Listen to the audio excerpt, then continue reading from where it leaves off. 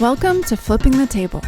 Today, Michael talks with Josh and Rebecca Tickell, the husband and wife producers and directors of the new film Common Ground, which is currently screening in theaters across the nation.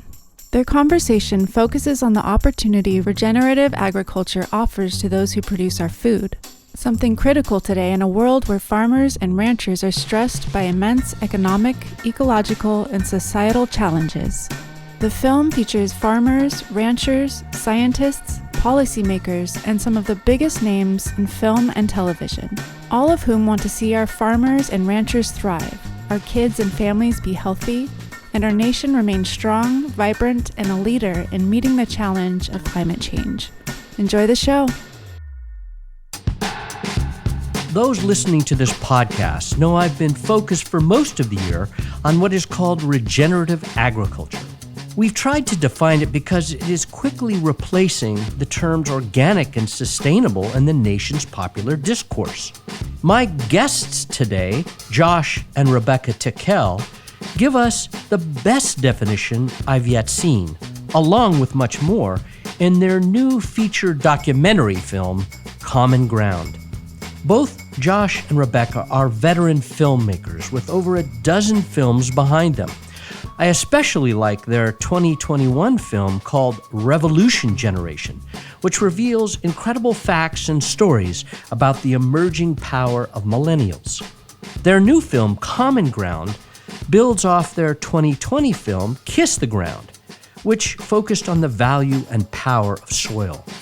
That film was controversial in my world because many colleagues felt it did not really address the realities faced by mainstream farmers and the structural system imposed by industrial food companies. I had disagreed with many activist colleagues because I saw the film's ability to awaken mass audiences to the need to focus on soil. And by the way, activists are not the general public. We are nerds, and our slow progress reveals our good food movement has much to learn from communication artists like Josh and Rebecca. That's why our team at Roots of Change is actively working to build the audience for this new film. I will be in conversation with Rebecca and Josh at the screenings of Common Ground in San Francisco and San Rafael later this month. Check out our website for dates and times, and please bring your friends. Common Ground is very different than Kiss the Ground because it puts the focus on the larger system and the farmers and ranchers who have been demonstrating the financial success that comes with using regenerative practices. The film also reveals how the current dominant industrial system victimizes our farmers and ranchers, rural communities, and everyone's health in the name of stakeholder profit, which is extracted from rural communities. Before we begin, I will say that I hope any farmers and ranchers who are listening will hang in to the end. Some of the comments at the front end might cause discomfort because they are critical of agriculture. But please wait and see how our conversation develops. I trust you will come to appreciate why the film is called Common Ground. So enough said. Let's hear from Rebecca and Josh. So, Josh and Rebecca, thank you for joining me today to talk about your new film, Common Ground. Really happy to have you. How are you doing? Oh, Michael, we're so excited to be with you, and we're doing well. This is the most amazing thing that we've ever been involved with. And we could not be more happy than to be talking to you right now on Roots of Change. That's great. Well, I know that you're rolling the film out, screening all over the United States. I know you've been at it already for weeks, so we want to talk about that. And where are we connecting with you today? Where are you today? We're on our little farm in Ojai, California. One of the most beautiful places in the state of California. So it sure is, but it's also one of the places that has a huge amount of conventional agriculture happening. So we're kind of creating regeneration, but in the middle of a very big agricultural county that has in place some of the most degrading agricultural practices. So we're in the right spot. Yeah, I'll say. So let's talk about Common Ground, the film, which is all about regenerative agriculture. And so why don't you share with us your origin story. How did you come to this? And please do talk about Kiss the Ground, your previous film, which I enjoyed very much. Well, if you want to go way back, Yeah. for me, I got interested in environmental issues because I grew up in Louisiana. And I grew up in the middle of an oil refinery area, hundreds of petrochemical facilities in a very, very small area. And the cancer rates there are 800 times the national average. And that's according to the Times-Picayune, which is an actual newspaper from there. So as a young person, I became very interested in environmental solutions because the problems were very obvious. People were getting sick because of environmental pollution. And that led me on this long, strange journey, which culminated in a van powered by used cooking oil called the Veggie Van. And through that, I actually met Rebecca. Well, I saw him on the Today Show when I was about 17, driving that very veggie van that now sits in our backyard and hopefully will be off of cinder blocks soon. And I've been trying to turn it into a tiki bar, but I promise it's almost Josh done. says it must drive on. I promise we've got the new engine in. It's almost ready. And I actually started off in show business when I was 8 years old. I was in a Christmas film called Prancer. And it's a story of a little girl who lives on a farm. Her dad is played by Sam Elliott, and they live on a farm in Indiana that's struggling, and he's struggling, and the family is struggling. And it's about her finding hope, saving who she believes, Prancer, who she believes to be, Santa's reindeer, and ultimately about restoring that connection with her dad. And so, I made a movie about farming at 8 years old, and it ended up being one of the top Christmas movies. And it really spurred me to have an insatiable drive to make films that touched people's hearts. And so I remember that moment so clearly, seeing Josh on TV and being so inspired by what he was doing and creating this movement. And he was, driving around and showing people this other way that we could do it that felt so much more natural to me. And then I came out to Hollywood and I got cast in all these other types of films that really like horror movies. And that was not, I was like in a Clive Barker horror movie, giving birth to a alien baby on the basement floor of a monastery that then tried to eat me. And it was really in that moment that I realized that it was time for me to have a career change. And it was shortly after that I ran into Josh and his veggie van. And really the rest was history, because it was right after that we got engaged and we worked on our film Fuel, which told his story of coming from Louisiana and helping to jumpstart the biodiesel movement. And that was about 20 films ago. And the other thing that really brings me to this issue is I come from a legacy farming family in the Midwest. I can trace my farming roots back to Kentucky, Indiana, Ohio, all the way back into the 1700s.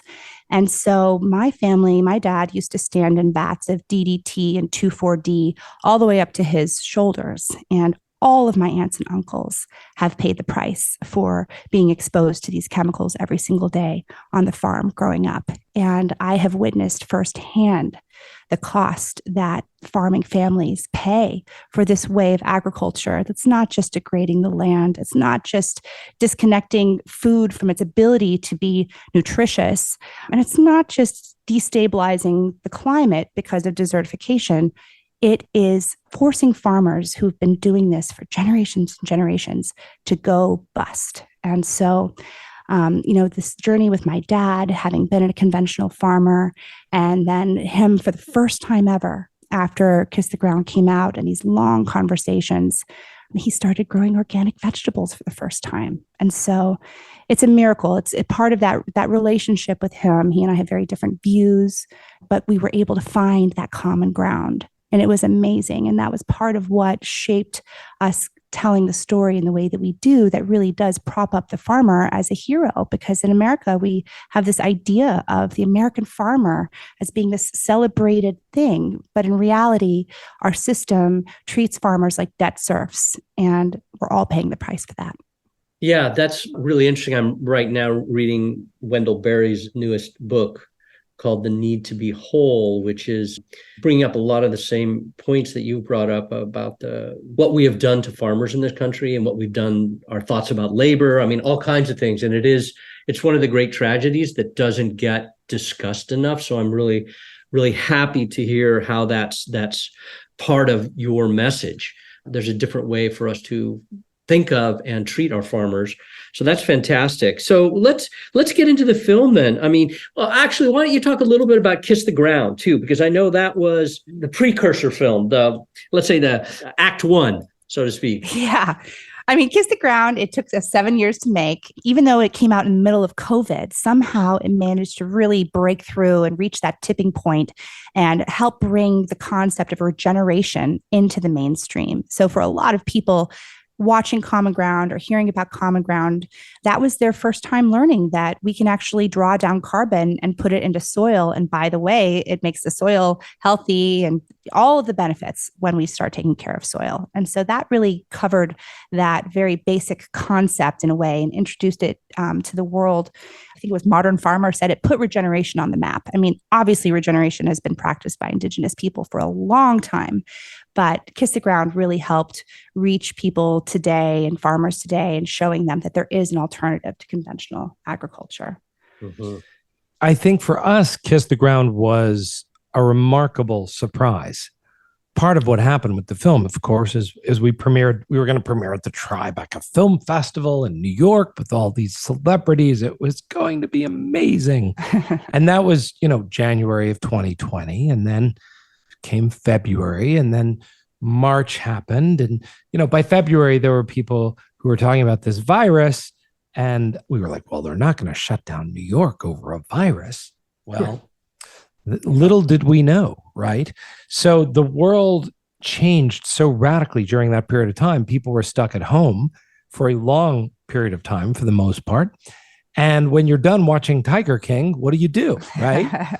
So there was this film that was making the rounds with Woody Harrelson as a narrator, and it just blew up. It went viral. And it was an interesting combination of things. We'd made up to that point 17, 18 environmental films, all with varying degrees of success. They'd screened in the White House. We'd been shortlisted for an Oscar, all this stuff, right?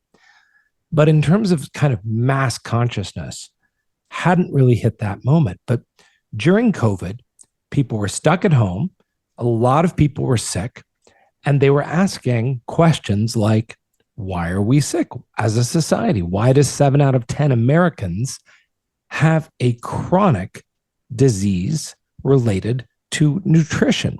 Well, if you got a chronic disease related to nutrition, whatever it is, whether it's insulin related issue, you've got diabetes, right? Or you've got childhood diabetes, which is on the rise. The natural question is, what does it have to do with our food? What is it in the food that has changed? And if you ask that, the next question is, where does the food come from? And what's changed about that? And you end up at soil, of course. And so millions of Americans were suddenly asking the same question at the same time. And those that had a lot of time on their hands, which was most of them, and had an internet connection and were looking for stuff to watch, stumbled upon Kiss the Ground. And so it was this confluence of consciousness, questions, and availability. And the film went astronomically viral. Of course, after COVID, the USDA reached out and they said, listen, can we have permission for your film to be screened to our employees? And we were like, oh, you mean the employees of the United States Department of Agriculture? And like, yes. It was a gratifying moment to give the USDA permission to screen the movie. Yeah. And they did. They all watched it. And that was one of the things that prompted them to put $20 billion, at least a commitment for $20 billion, into climate smart agriculture. They're nervous about the term regenerative still. And climate smart, it still engenders you to the big chemical companies and the big seed companies. So it's a safe middle ground. It's kind of like the Switzerland of like death agriculture and regenerative agriculture. We'll just call it smart, and then everybody can play together.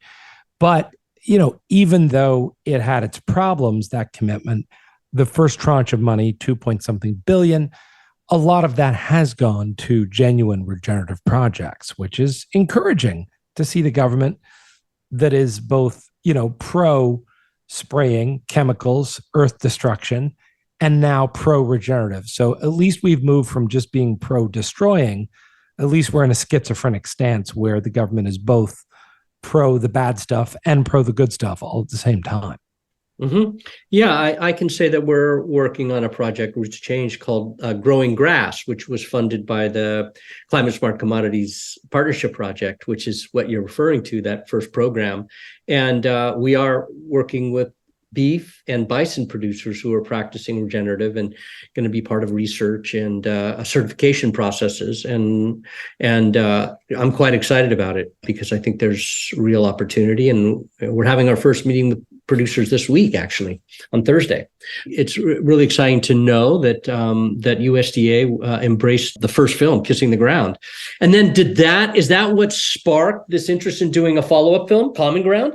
Well, with Kiss the Ground, we had a lot of influence, and there was a huge team. The film took 7 years to make. At one point, because the concept of regeneration or regenerative agriculture, or the idea that it could draw down carbon, the scientific community hadn't really come to a consensus around it at that point. It was all kind of coming together. And so there was a big debate about the information in the film and whether it was accurate. And we wanted to make sure that it really represented everything that we knew up until that point. And so hundreds of emails, hundreds of people, lots of weighing in. And that is ultimately what resulted in Kiss the Ground. Common Ground only had one producer, one investor. And that investor said to us, I'm in this business. I know that you only began to touch the surface with Kiss the Ground. We want you to tell any story that you want to tell, and the whole story, unfiltered. And so what came out of that is Common Ground. It took us 2.5 years to make. And it really it just goes right to the jugular of what's not working in our current food system. We kind of pull back the curtain and we take a really hard look at what are the different forces at play that are preventing this movement from really moving forward at the pace that we need for it to stabilize the climate in time and course correct. And so ultimately, that's what Common Ground is. It is a unfiltered, uncensored, deep investigative journalistic film that shows exactly the levers of power that are keeping this from becoming mainstream and also keeping farmers from being able to be freed up to make the transition. And that's what we have in Common Ground. And since we've started premiering it, we have definitely gotten some pushback to censor the film. And we've been asked, can we remove Monsanto from the movie? We've been asked, can we remove the section on fake meat and ultra-processed food from the film? And we're being asked this by people who have a lot of power to make this film available to a lot of people. And we are really committed that we bring this film out the way that we made it and that people have access to this information. Yeah, you bring up a really key point. Having worked with ranchers and farmers for years on trying to provide incentives or motivation to change how farming practices are done to get to a less destructive system, a more conducive system for rural communities, for instance, it's often very hard. And a lot of the farmers feel, because they're more in debt than they've ever been, there's so many complaints about them, they're very defensive in a lot of ways. Mm-hmm. And you can understand where they're coming from, the fear that it would generate in a farmer or a community that's a rural community. So how do you think about how to kind of thread the needle to not make it so threatening that people don't want to hear it, and open to seeing the opportunity that's before rural communities? Yeah, that's a great question, Michael. Sorry for stepping on you there a minute. Part of doing that is just telling the truth. There have been so many documentaries about food, so many documentaries about the environment, and for the most part, they're pretty depressing. I gotta say, and look, we need some wake up calls around these issues, but very few of those documentaries actually talk to farmers. Very few of them go and spend time on farms and really get into the world of what's going on with farm families. Mm-hmm. And that is fascinating because, listen, even though we have a food-centric audience, we've got a soil-centric audience that's probably listening to this podcast, for the most part, the majority of media that's produced is coastal. It's either produced on the west or the east coast. Mm-hmm.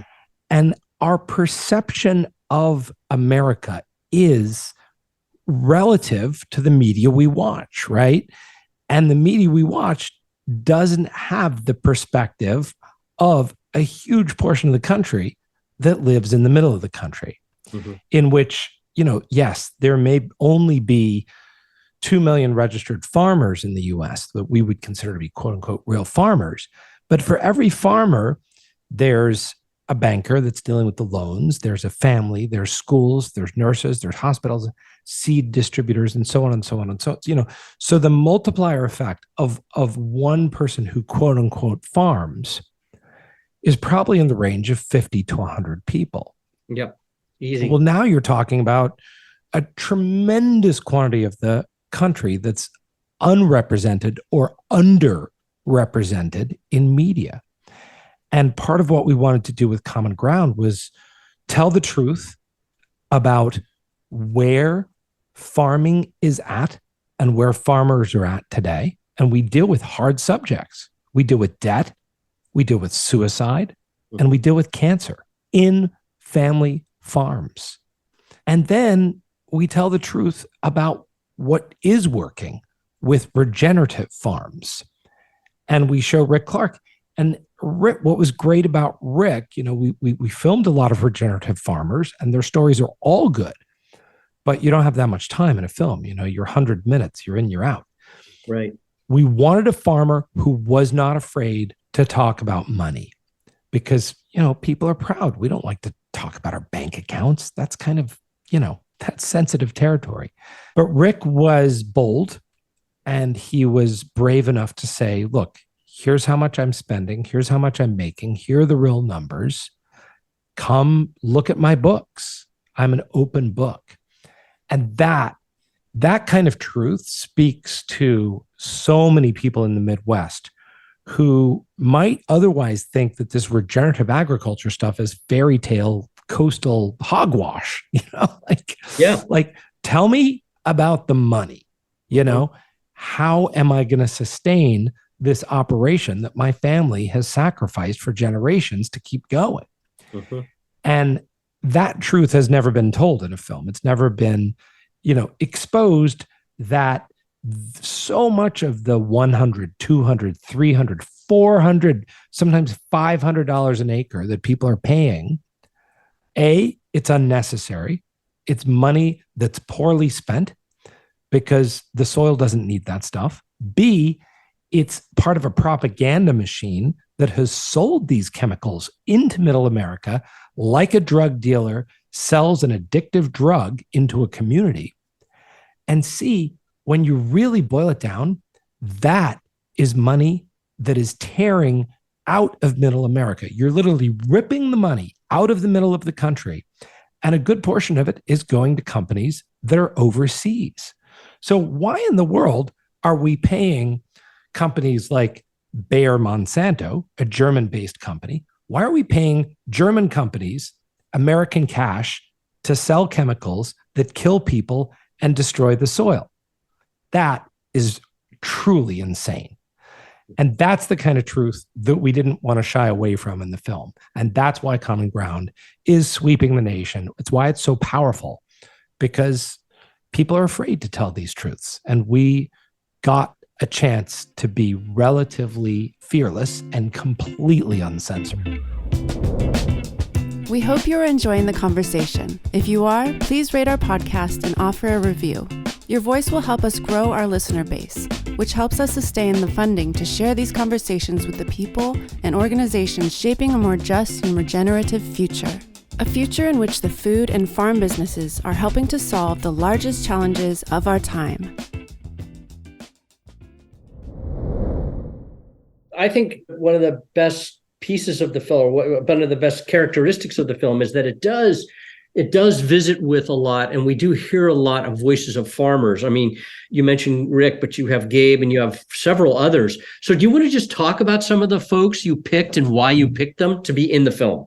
Well, I think for us, to begin with, we needed to obviously show all of the farmers who were actually out there doing it and leading the way. I mean, these are real pioneers and innovators who are taking the best of the indigenous wisdom and mixing it with, where we are today in terms of modern agriculture. And they found ways to overwhelmingly, I think it was 80%, over 80% of farmers who made that transition to regeneration saw a profit within year one.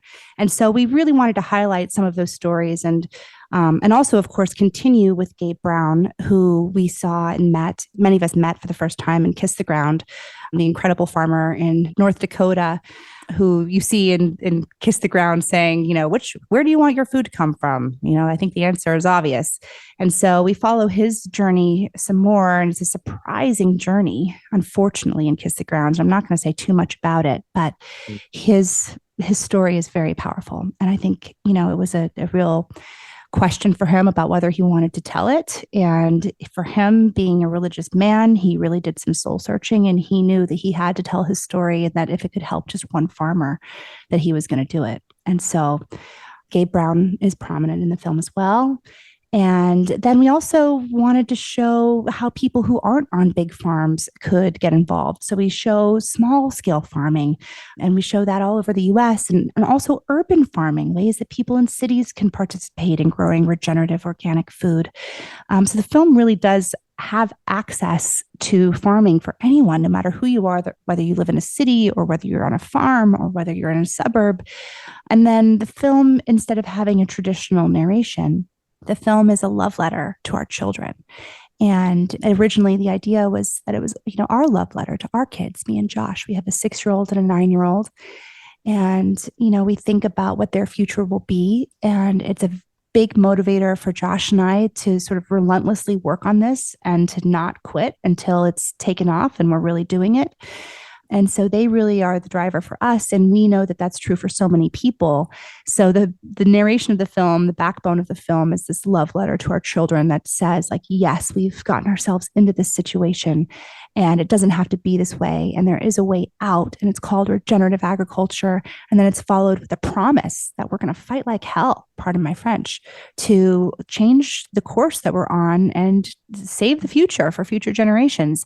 And we were so lucky to be able to get Jason Momoa, Laura Dern, Donald Glover, Woody Harrelson, Rosario Dawson, Ian Somerhalder, who are all parents. They're all big celebrities, and they're also parents. And so they wanted to participate in writing this love letter to their kids and to lend their voice so that we could reach outside the farming community, outside the sort of traditional people that would listen to us. We really want this film to be for everybody, for anybody who eats, for anybody that's a parent, for anybody that cares about the future of humanity on Earth. And they do a great job at being the ambassadors of that for us. Yeah, I thought that was another very interesting and powerful characteristic of the film, the fact that you had two types of characters. You had, as you're mentioning, this long list of celebrities, film actors who will appeal to the urban centers and folks who aren't in the agricultural world. But then you had the voices of the actual farmers who are in the midst of it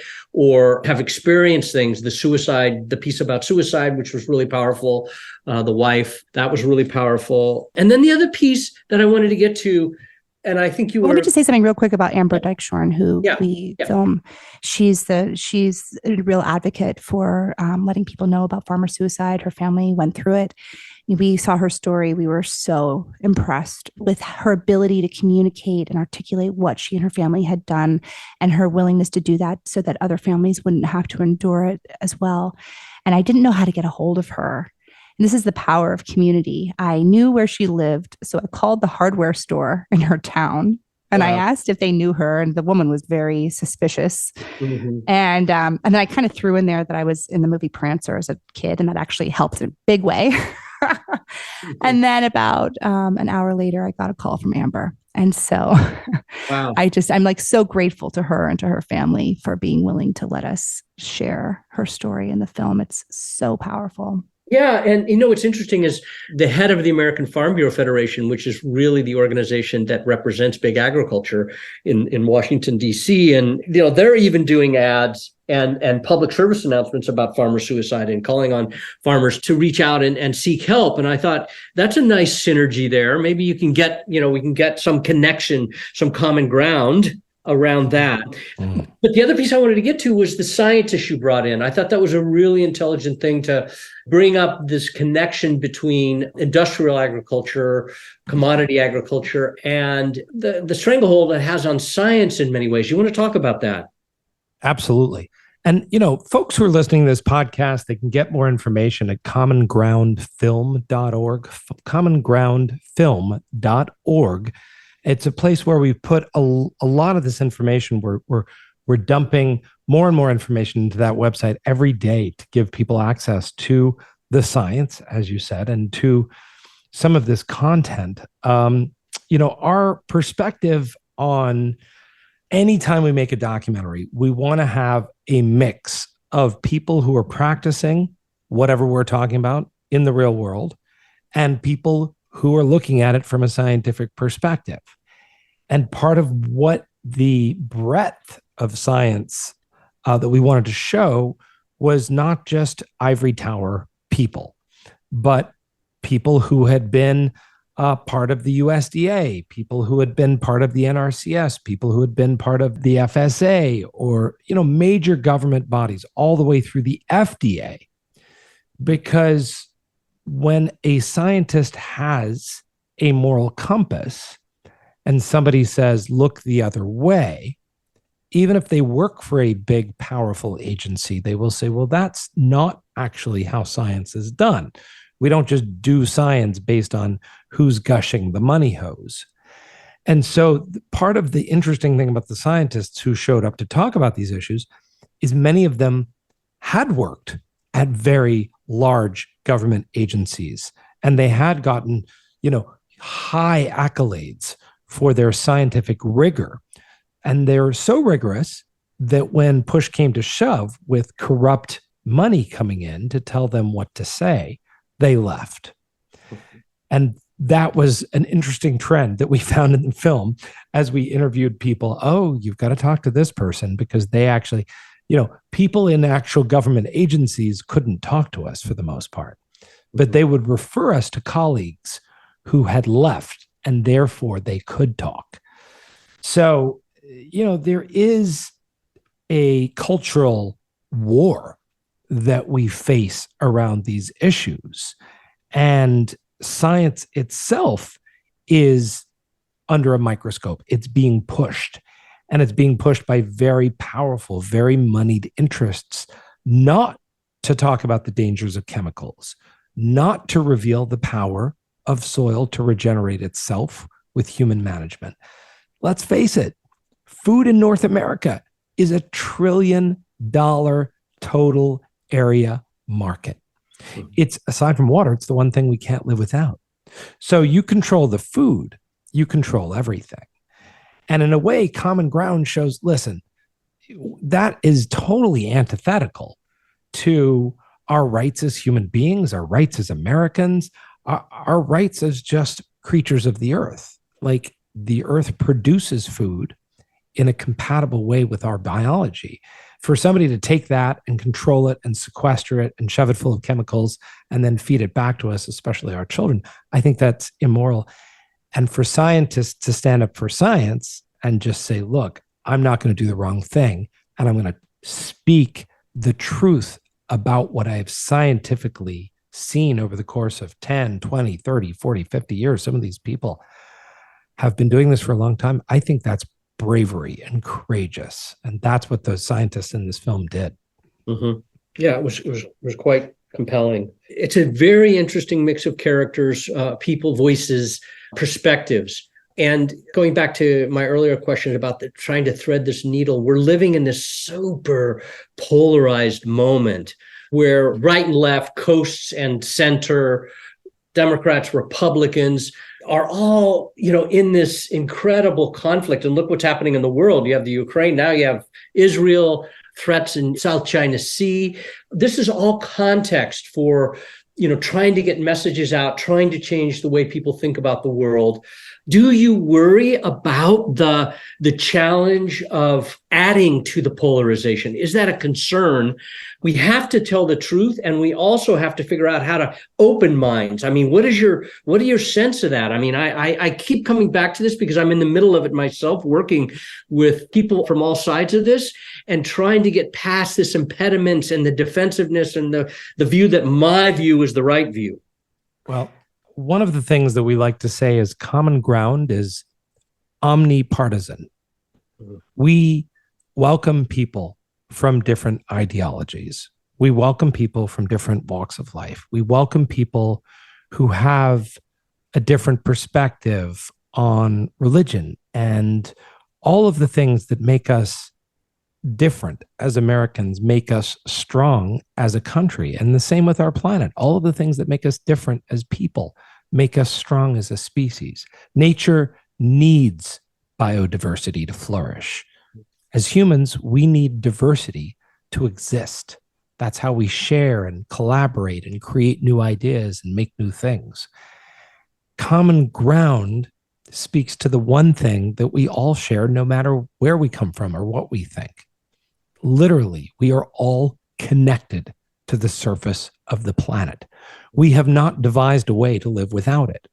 That is where our food comes from. And so, it is in some ways encompassing of everyone, and it's indifferent of all of those differences, because when you embrace the idea that you're going to turn into dirt one day, we're all going to die. What's left is whatever we convey to the next generation. The most powerful, most valuable, most important thing that we can do is safeguard the soil.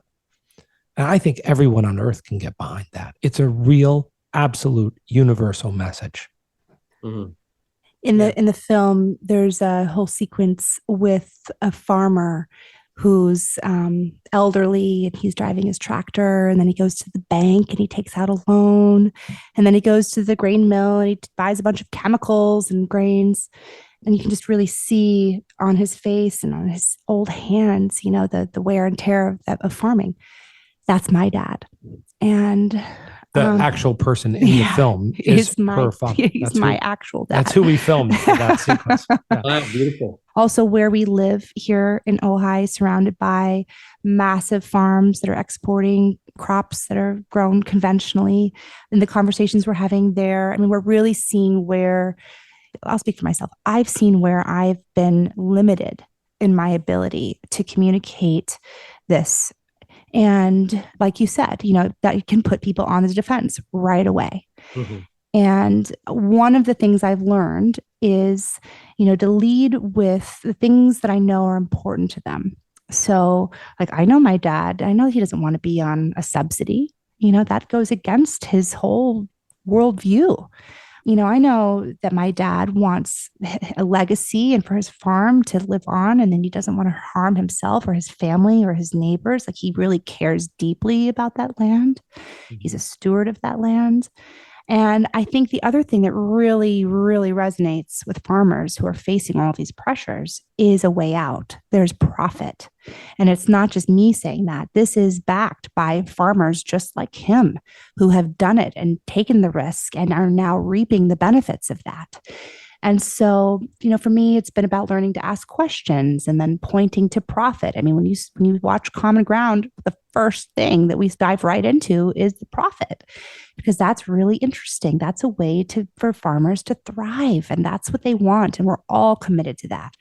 And so that's why we put, Gabe on the poster with the cape. If you see the poster for Common Ground, it's Gabe Brown wearing this cape, and he's looking away from the degenerated field and towards the future, towards the regenerated field. And I think that that's something that every farmer, no matter what their political view, no matter if they have a noisy daughter that thinks that they know more about farming than them or not, it's something that they can relate to and will be interested in. And, my dad, he never came back to me and was like, "You're right." Like, that conversation didn't happen. Even in the conversations, it wasn't like, there was no acknowledgement that what we were saying might be true. It was in the results. It was in the fact that he started sending me pictures of his organic produce. That was how I knew. And so I don't think we're always going to get the response when we start these conversations that we think we'll have. I've been surprised over and over and over and over again. Often if I lead with the science, I'm immediately shut down. So I think if we can speak to people around the things that they're interested in, the legacy of their farm, the health and well-being of their families, and ultimately to the profit that is available from making that transition, that's how we have these conversations. That's how we all find our common ground. I really appreciate both of your statements here about this challenge that we face of bridging the divide in the country around the way we view the world. I think that both of your responses were spot on, and I hope we'll touch people and their hearts. It touched me. I was touched by both of your statements, and because I do feel like there is a longing for a lot of people I'm meeting from different sides. They want to get past that, but no one knows how to do it. And I think that what you're bringing up is right. I mean, we need to touch hearts. And what is that about? What we share in common, the earth, the soil, totally true, the surface of the planet, and the need for this mixing of diverse, either biology or human thinking and human beings, and then our connections to our legacies and the practical need to keep a farm financially viable in this day and age. It is not easy. And particularly for mid-size and small farmers, but even the larger ones now, it's really an incredible challenge. So well done. I'm totally committed to trying to figure out ways to have people see this film who may live in far off places. So you mentioned the website, Josh, where people can go, commonground.org. And commongroundfilm.org. Commongroundfilm.org. Yep. Sorry. Yep. Commongroundfilm.org. But also, one thought I have, I was mentioning earlier that I was up in Siskiyou County over the weekend, one of the most rural places in the state of California. They're not going to be able to see the film in a theater probably up there. Are there ways that people can host like viewings in community centers, at the Farm Bureau meeting? I mean, what are your thoughts on how we're going to get this out and maybe frame conversation so that we can get past the polarization into deeper conversation? Yes, definitely. First thing for people to understand is we are booking locations across the country as fast as the team can work. And right now there are 50 bookings. There's probably another 50 or so real viable bookings on the books. We'll get to 200 very quickly. So if you think you've got a community and you've got a location and you want to book it and you want to put the hard work into getting them out to watch the film, let's make that happen. Go to the website, commongroundfilm.org. First button on the site is demanded at your theater. You fill out that form and you go straight into the team's email. Everybody's going to look at that and begin to work on that. So commongroundfilm.org, fill out the form. And listen, we wish we could put it on a streaming platform tomorrow. But unfortunately, there's two impediments to us right now. The streamers want us to censor this film. So we have a hashtag, don't censor Common Ground. Yeah. And the second thing is there's a strike. So even if we had a deal, even if we wanted to make that deal, we can't do that with the actors' strike happening. So we have to band together as communities to put this film into barns, churches, gymnasiums, farm fields. We have a film on the farm program that we're doing. As I said, you can get a crowd of people there, a real decent crowd. We're going to work with you to get this to happen. And we've got bookings throughout Canada. We're starting the US, not just in the US, we're starting internationally. So we understand the desire and the frustration of getting it there, and we are moving as fast as humanly possible. But meanwhile, look at the list of theaters that's on the website. It's expanding every single day. We're adding theaters.